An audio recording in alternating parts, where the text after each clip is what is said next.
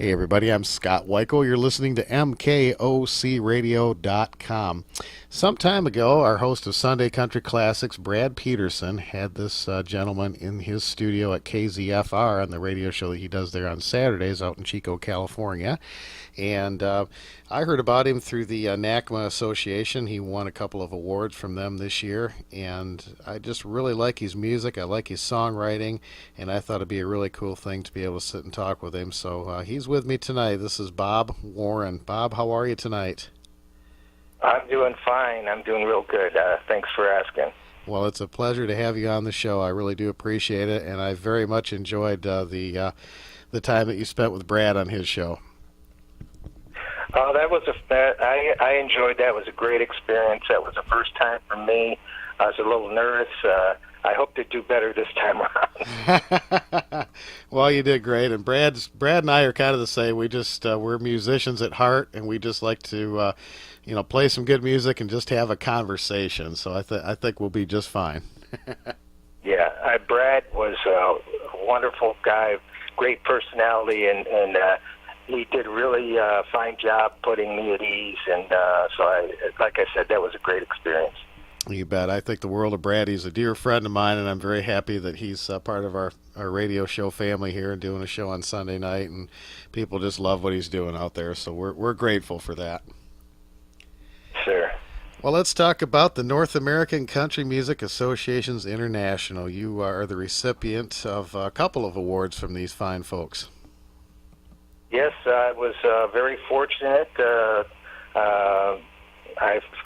feel I was fortunate. I was awarded the Songwriter of the Year, Adult Traditional Country category, and then also the Rising Star Award for Male Entertainer of the Year for the 50-plus category.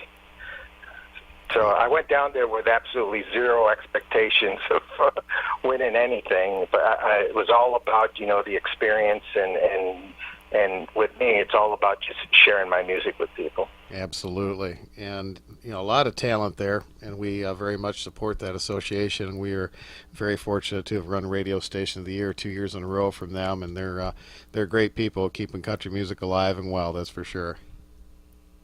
Well, I was reading a little bit about you. Not only radio station here, but 2017 Hall of Fame inductee also. Is that correct? That's correct. I'm very, very proud of that, and it's nice to get the recognition. But it's even better when I get to talk to the musicians that we meet through that wonderful association, like yourself, and talk about your music. It's fabulous. And Bob, give me a little bit of your background. You're certainly not a newcomer to the music scene, but you've just started recording here in the last couple of years. Is that right? Well, yeah, that's true. I am kind of a newcomer. I mean, I'm like you. I've always had just a huge love for music, and I've been influenced by music my whole life. I grew up in upstate New York. Lived in a fishing camp on the banks of the Erie Canal. I mean, the Erie Canal was literally our backyard. And my father was a musician. He had every stringed instrument you could think of, but hardly ever played it. They just kind of collected dust in his in the corner. But it kind of introduced me to the instruments and gave me the opportunity to kind of play around with them. And so I think that was the start of it. And in upstate New York, a lot of people don't realize, and I'm sure it's just like Michigan, but in upstate New York, country music and bluegrass music is huge. And it's very popular. Almost any Saturday night you can walk into a corner bar and there'll be some country band there playing. So wow, that's pretty amazing.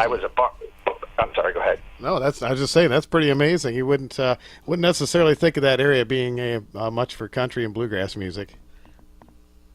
Well, upstate New York, when you say you're from New York, people they think that you're from New York City, but where I grew up in western New York in the Finger Lakes region is about as far away from New York City as you get. So just a lot of dairy farms and cornfields and fishing and hunting and things like that. So. Well, that's great. Well, what made you decide to move to California?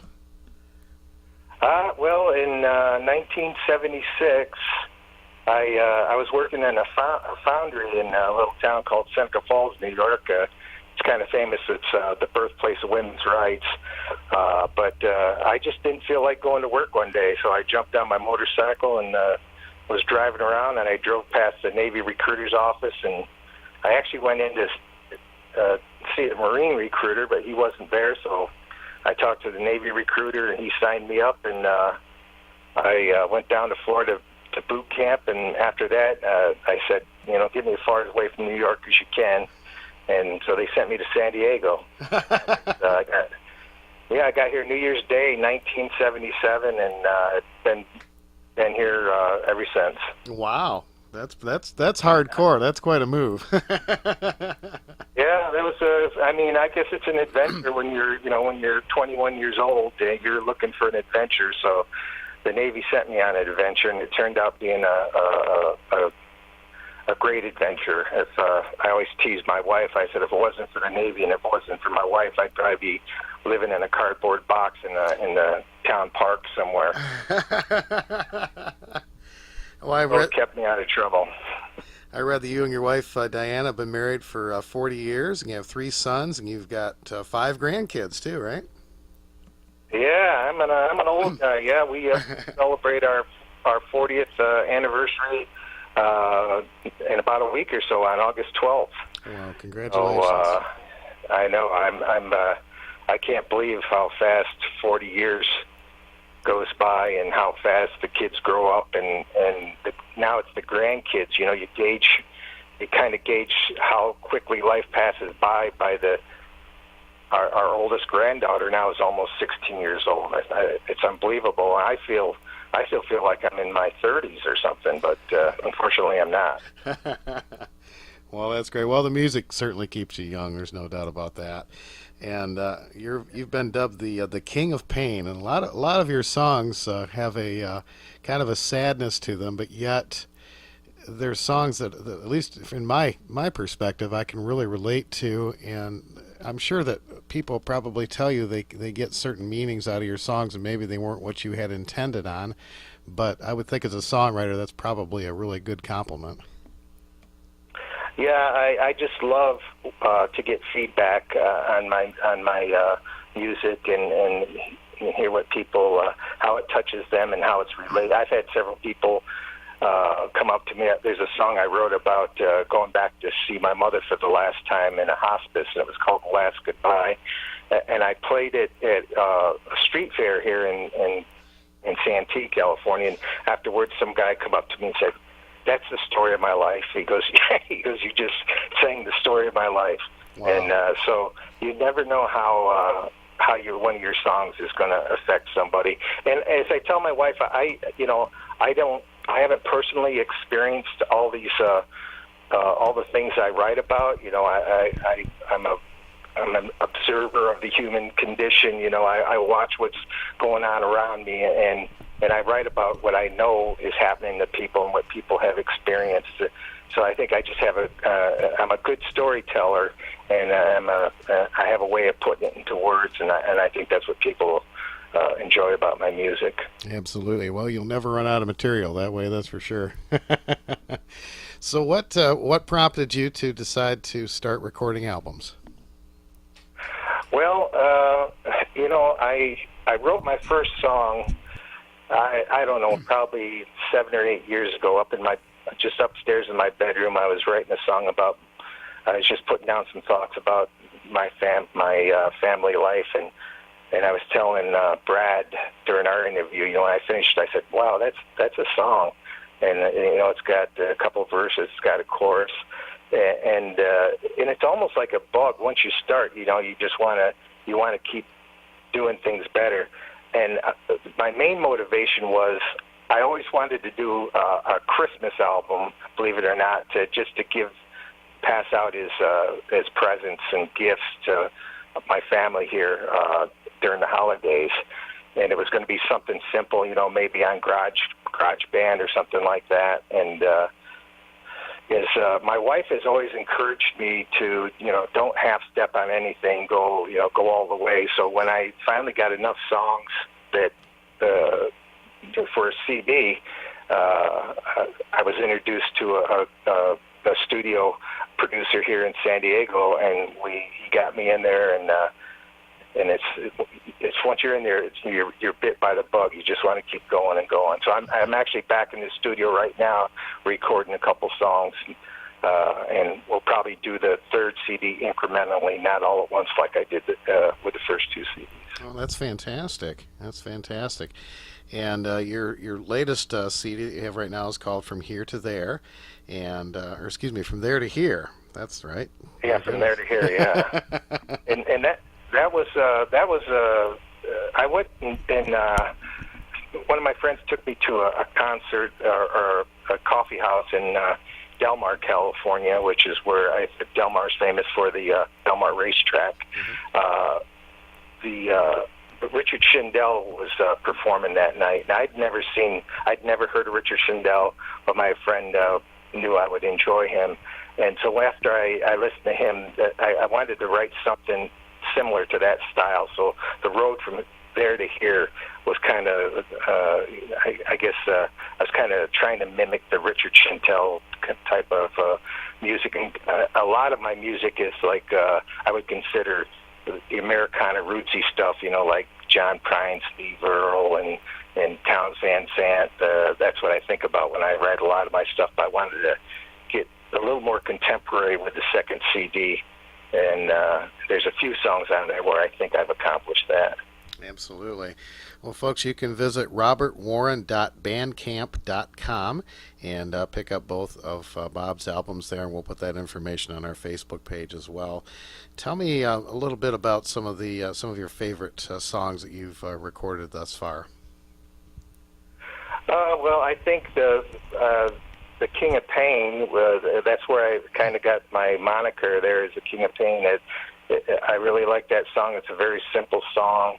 And it's just got, I think I've captured like every metaphor there's ever been in that song, and people really enjoy listening to it. There's a song on my second CD called We Ain't Leaving Here Tonight, and I wrote that for my wife on our 40th wedding anniversary. Actually, it was our 39th wedding anniversary, and then there's another one I wrote for her on there called Island Girl that I really enjoy also. I don't actually sit down and listen to my own music that much, and then when I go out and play, I have a hard time choosing what I'm gonna play, and I kind of try to gauge the crowd and see what I think they would enjoy. But I don't think there's any songs that I've written that I would want to throw away or put on a shelf or not play. They all mean something. It's like they're almost like your kids a little bit. But so yeah, that's really great. Well, one of the songs that I really like on the From There to Here album is called As Simple as It Seems. Oh yeah, that's wow, that's great. That's one of my favorite too. That was actually my wife is a RN, and she worked at Balboa Naval Hospital up here in San Diego, and I'm a retired naval officer. So I would go up there to pick her up or see her or something. I would see these kids walking around, that they've lost limbs, and I never was quite sure. I wanted to say something to them, but I wasn't quite sure what to say to them. They hear, thank you for your service all the time, and I know that's meaningful, but I just didn't want to say something that they hear all the time. So actually, that song was about those kids that have been, that have sacrificed either physically or emotionally. So that's why I wrote that song. It's a fantastic song. I really do like that a lot. Absolutely. Tell me about your family's perception of your music when they hear the songs that you've written. Well, it's kind of strange. I don't know. It's my sons are blatantly honest. My oldest son is so busy with he's the one that has the 5 kids. So I've got 5 grandkids, all from one son, and I don't know if he's got time to listen to my music or not. He doesn't really say too much about it. He'll come and listen to me play a lot. My middle son is I think we share the music, the taste in music. We both like Jason Isbell and the Avett Brothers and those type of things. So he always gives me. I think he'll tell me what I want to hear. He's always very nice about it. Now my youngest son, he's the guy that I can, if I want an honest opinion, I go to my youngest son. And when he says that he likes something, then I'm pretty excited. I say, okay, He'll say, Dad, that song's got a little too much angst in it, or it sounds like that, or it sounds like that. So I really I value all their opinions, but I know that my youngest son is probably the most honest, and I get the most takeaway from what he tells me. And of course, my wife, she'll always give me some good advice, and it's even to the point now where she's helping me with my lyrics, and I'm a pretty good writer. I can write things on paper, but when I'm speaking, communicate with sometimes people, I have a hard time putting a noun and verb together and speaking in complete sentences. But she helps me out and make sure that I've got the correct words there and things like that. So it's kind of a family affair. Well, that's great, and that's. I'm sure after 40 years of marriage, it's got to be a great thing for you to be able to share that level of music together with your wife, and it gives you guys a whole other avenue that maybe you hadn't pursued in all those years. Oh, it's in fact we just bought her a cello for Christmas last year, and she's taking cello lessons, and she's about I would say 2 weeks away from performing one of my songs with me. Oh, wow. We're here in San Diego. So. Well, that's fabulous. Well, tell me about some of the dates that you've got coming up. Well, I have like reoccurring dates. I play at a place called Nate's Garden Grill. Usually the first Tuesday or the first Wednesday of every month. I play at. I have a reoccurring show every second Saturday of the month at a place called the Space Bar. And we call it Bob Warren's second Saturday soiree, and it's a 3-hour gig. And I usually will share that with a couple other performers and kind of introduce them to the crowd. And there's a place here in San Diego, up in Mount Laguna. It's east of San Diego in the Laguna Mountains, called the Pine House Lodge. And I play up there once or twice a month also. But right now that's about it. I do the street fairs when I get a chance, and a lot of Christmas parties and things like that. So it's kind of tough because like in my people go out and they want to sing along, and they want to hear songs that they've heard. So with my kind of music, you have to find a crowd that wants to listening to something that they haven't heard before, and then and be interested in the lyrics and things like that. Then you've got other crowds that want to hear something that they've heard on the radio, and they want to be able to sing along. So it can be tough sometimes. Yeah. Well, certainly. As a songwriter, I'm sure that you've probably thought about some other people recording your songs. Is there a particular person that you would like to see record one of your songs that would just be like an aha moment for you? Oh, man. Well, I would love to, like I said, the people that have influenced, the songwriters that have influenced my music the most, I don't know if they would sing somebody else's songs, but if they would, I would love to hear John Prine do a song of mine, or like I said, Jason Isbell, or I would even like at this one of the Haggard boys, Ben or Noel Haggard. I would love for them to hear one of my songs, anybody, actually. I mean, that's one of the best feelings I think I've experienced as a songwriter, and it's starting to happen a lot. I'll go into a local place here in San Diego, and when you hear somebody else perform one of your songs, it's really a great experience. And then it's a little scary because it's like, wow, they actually do it better than I do. It sounds completely different when somebody else is singing your song, and their interpretation of it is, I feel often is sounds better than the way I originally did it. So that's kind of the highlight for me as a songwriter is when I hear somebody performing one of my songs. Well, that's probably the highest compliment that you could get, and probably the nicest compliment that they could get. That you like one of their interpretations of your songs better than your own. I think that's a fantastic compliment. Yeah, I'm hoping that Brad, he expressed an interest in perhaps playing one of my songs. I'm working on a song right now called "Kill the Pain," and it's like "Kill the Pain, King of Pain." There's a lot of pain in my songs.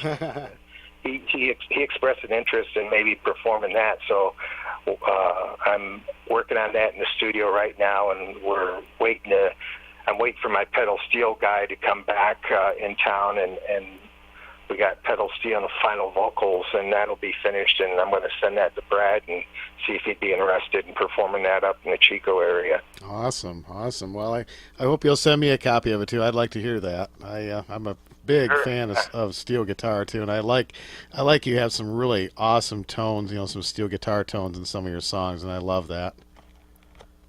Oh, it's the first CD I had. I think his name was Kevin Ryan, and he's a big pedal steel guy here in the Southern California area, and just some of the things he did was amazing. And the song Circus Flyer, I mean, just a really simple song, but when he added the pedal steel to it, it was just amazing.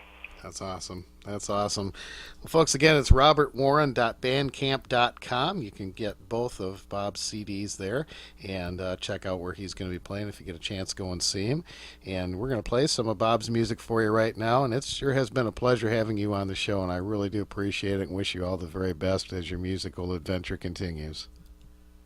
Well, thank you very much. It's a pleasure and honor